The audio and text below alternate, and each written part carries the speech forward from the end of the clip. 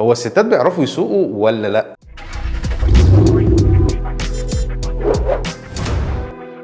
زمان بقى كان في ستات بتنزل تسابق بالعربيات ولا مؤاخذه يعني احسن من بعض الرجال. واحده منهم بقى كان اسمها جوان نيوتن كونيو اللي اتولدت في مدينه هوليوك سنه 1876، وكان ليها اخوات بس هوايتها كانت مختلف عنهم تماما، وده من كتر حبها في ركوب الاحصنه والعربيات زي كده. وفي 1898 جوان اتجوزت، وبعد 4 سنين جوزها جاب لها اول عربيه ليها واللي هي كانت لوكوموبيل، وكانت بتمشي بالبخار مش بالبنزين يعني وكده. وبعد 3 سنين غيرتها العربيه احدث، كانت بتطلع 15 حصان، طبعا ده كان رقم كبير وقتها. وفي 1911 كسرت الرقم القياسي لسواقين مشهورين كتير، وما كانش في كلام غير عليها الفتره دي، وكان في متسابقات كتير معاها، بس هي قدرت انها تبقى من افضل سواقين جيلها، لحد ما قرر مجلس المسابقه اللي هو تابع لجمعيه السيارات الامريكيه منع الستات من السواقه في السباقات. وفي الوقت ده في ناس طلعت بررت القرار ده وقالت ان ده كان بسبب حماسهم الزياده عن اللزوم، وانهم بيتوتروا ويتعصبوا شويه في السواقه. ولكن بعد فتره رجعوا في القرار عادي، والسباقات للستات رجعت تاني، ودلوقتي بقى في مسابقات كتير موجوده في مصر زي رانيا ابو المكارم وزي يارا شلبي. فقول لي بقى، لو انت في ايدك القرار هتمنع الستات من السواقه